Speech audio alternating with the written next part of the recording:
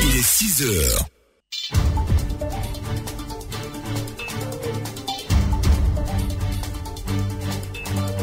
Et bien sûr, le samedi de l'information Obseport sur Radio Côte d'Ivoire. Au menu, l'actualité sportive dans un quart d'heure, le journal du mondial avec Brice Poissy-Bélène. Les difficultés de logement à Abidjan au cœur du grand reportage à 6h20. La culture présente dans cette session. Nous irons à la rencontre d'une danseuse chanteuse dans Samedi Culture à 6h35. Puis nous passerons en revue la presse sportive. Mais avant le journal avec Régis Kofi, les titres.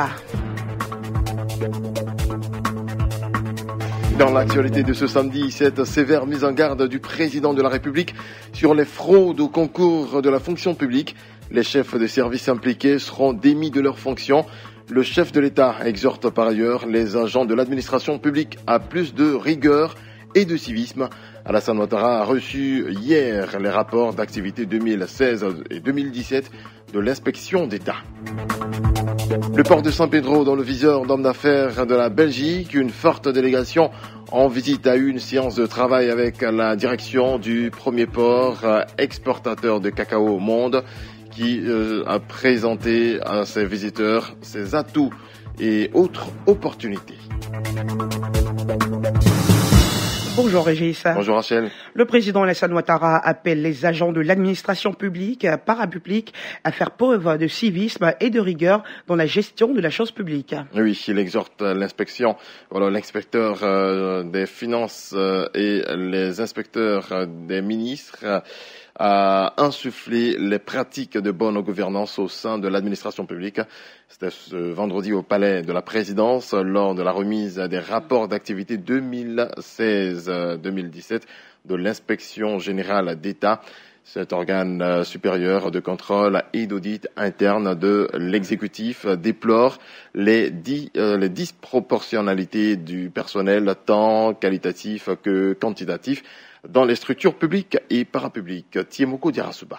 39 missions en 2016 contre 15 en 2017 ont été réalisées par l'Inspection générale d'État. Des missions qui ont permis de relever des dysfonctionnements constatés au sein de l'administration publique et parapublique. Des dysfonctionnements qui partent de la répartition inégale, tant qualitative que quantitative des fonctionnaires et agents de l'État dans les structures, en passant par le manque de manuels de procédure, mais aussi des irrégularités dans la passation des marchés publics. Awa Ndoli, inspecteur général d'État. Au plan quantitatif, il est apparu une répartition déséquilibrée des ressources humaines qui conduit bien souvent à des effectifs pléthoriques dans certaines administrations, tandis que d'autres en sont en sous-effectifs. Cette situation est encore plus marquée du point de vue de la répartition géographique, notamment à Abidjan par rapport à l'intérieur du pays. Au plan quantitatif, on a pu noter un déficit important de personnel qualifié dans de nombreuses structures techniques.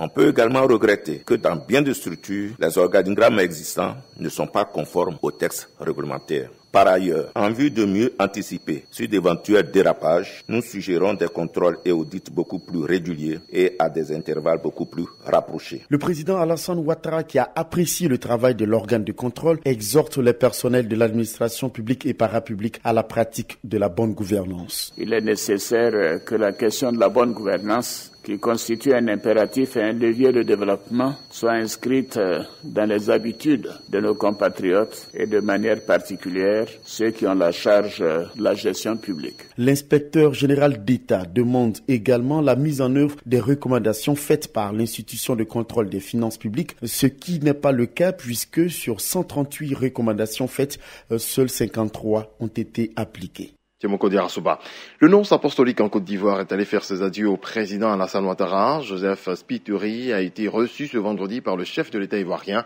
Le doyen du corps diplomatique a salué les progrès réalisés par la Côte d'Ivoire dans le domaine politique et socio-économique.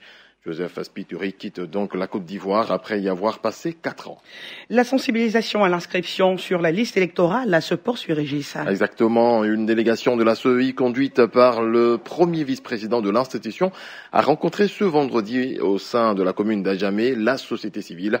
Objectif, l'instruire sur les dispositions prises pour le bon déroulement de l'opération.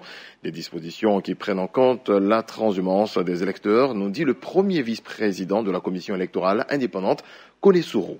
Nous allons procéder à la révision de la liste électorale de 2016. Y inscrire les nouveaux majeurs, c'est-à-dire ceux qui ont 18 ans au 31 mai 2018. Également ceux qui souhaitent changer, soit des lieux de vote, soit parce qu'ils ont changé de nom. Ce qui change cette fois-ci, c'est que vous ne pouvez plus venir prendre la pièce d'identité de quelqu'un pour aller le faire enrôler ailleurs. Parce que la personne doit y apposer ses empreintes digitales. Or, dans le passé, nous avons vu des situations où on avait pris des pièces d'identité des gens pour aller les faire enrôler ailleurs. Donc nous voulons lutter contre ça et nous avons pris les dispositions pour que cela ne soit plus possible. Nous attendons des chefs traditionnels qui sont des relais importants entre l'administration et les populations. Nous attendons que les chefs traditionnels portent le message que nous venons de livrer à leur population pour qu'elles soient au même niveau d'information que eux-mêmes qui sont venus assister à cette réunion. Une forte délégation d'hommes d'affaires belges en visite de travail au port autonome de San Pedro. Conduite par le chargé d'affaires, cette délégation a eu une séance de travail avec la direction du port qui a présenté les opportunités qu'offre le premier port exportateur de cacao au monde. L'année dernière, le volume de trafic entre les ports d'Anvers et de San Pedro était de 800 000 tonnes. Le reportage de Sam Conan. Le port autonome de San Pedro et celui d'Anvers en Belgique entretiennent d'excellentes relations commerciales depuis la signature d'un accord de partenariat en 2011.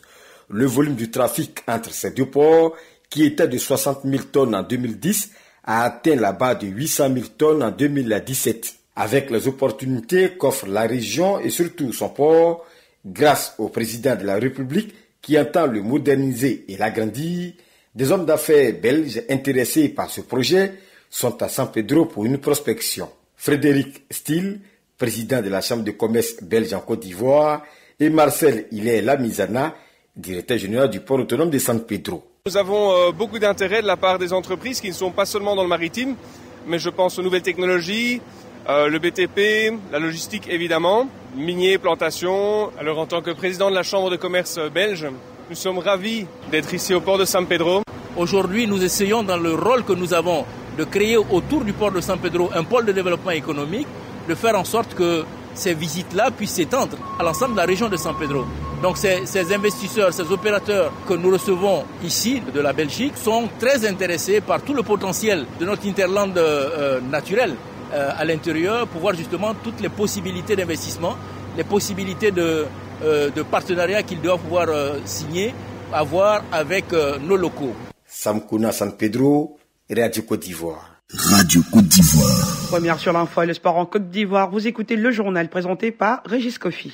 Les actions en matière de modernisation de l'administration publique ont été présentées ce jeudi aux acteurs du secteur public, privé et aux populations. C'était au cours d'un panel sur la qualité du capital humain et la performance de l'administration publique ivoirienne.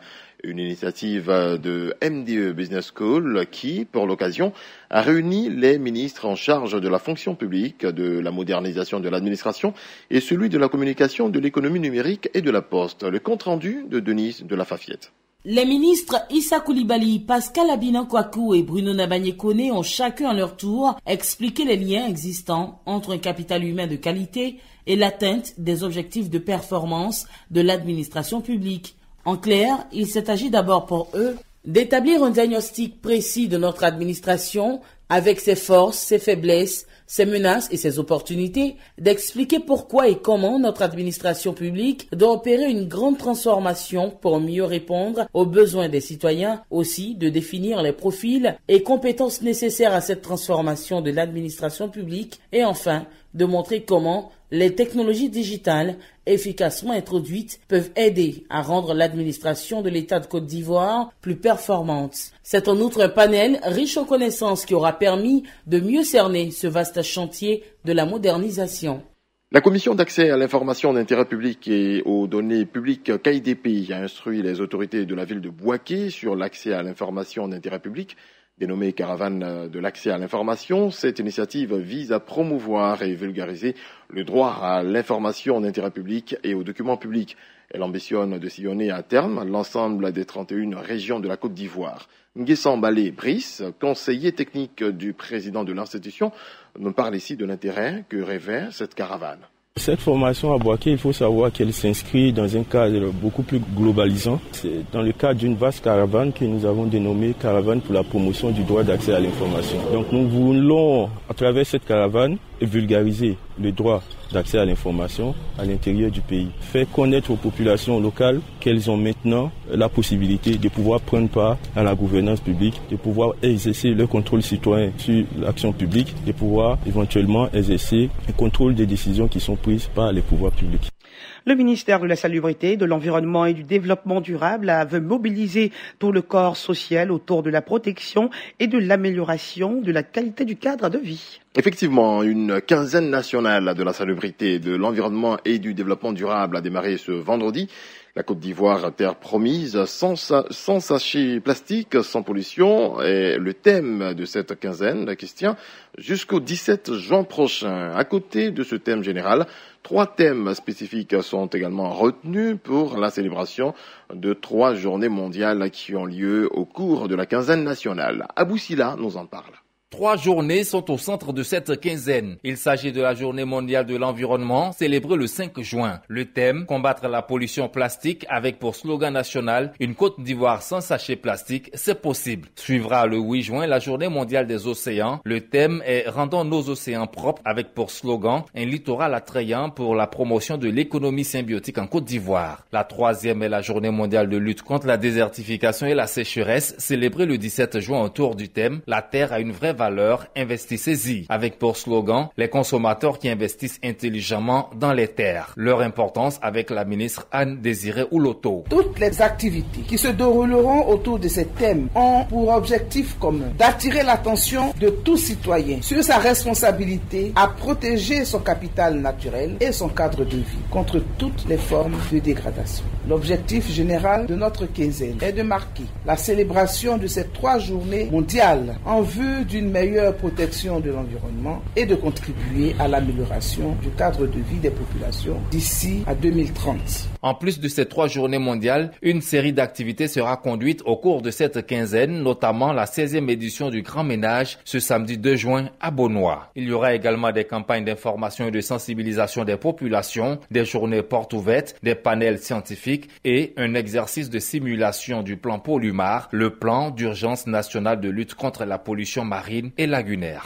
Raymond Goudou-Kofi était hier face aux directeurs régionaux et départementaux de la santé. Objectif, leur donner, surtout aux nouveaux entrants dans le système, la feuille de route du ministère de la Santé et de l'Hygiène publique. Une feuille de route dont les acteurs de la santé devront s'inspirer les 5 prochaines années pour renforcer les soins de santé primaire en Côte d'Ivoire, tout en préservant les acquis. Raymond Goudou-Kofi, au micro de Kadi Diabaté Naouno. Notre dispositif demeure. Il est renforcé. Les mesures sont les mêmes. Le lavage des mains surtout, avec de l'eau et du savon. Ebola est une maladie de contact. Ebola, c'est la fièvre. Ebola, c'est surtout aussi l'hygiène. Ça se propage plus vite dans un milieu qui n'est pas sain, qui n'est pas salubre. Nous n'allons pas dire aux gens de ne plus manger la viande de brousse. Nous allons simplement dire d'éviter la consommation d'animaux morts en brousse. Si on trouve un agouti qui est déjà mort, il ne faut surtout pas le toucher, surtout pas le manipuler. Surtout pas. Même si on me dit oui qu'on va le faire cuire, mais avant de le faire cuire, il y a le dépeçage, il y a la manipulation. Donc, le fluide sanguin au contact de la peau humaine, automatiquement, la personne contracte la maladie. Dans l'actualité internationale à Madagascar, la Haute Cour constitutionnelle a précisé hier soir qu'elle laissait aux acteurs politiques jusqu'au 5 juin pour trouver un accord de sortie de crise.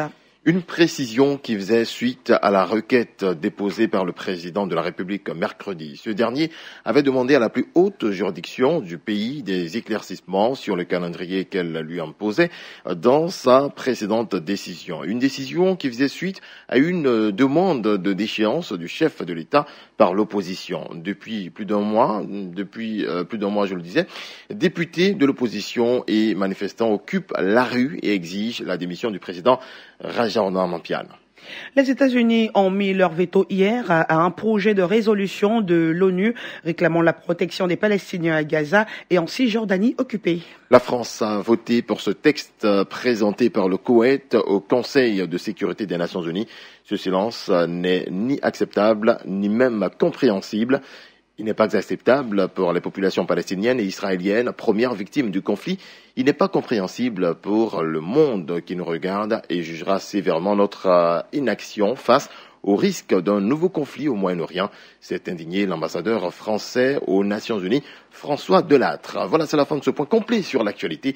Merci à toutes et à tous de votre attention.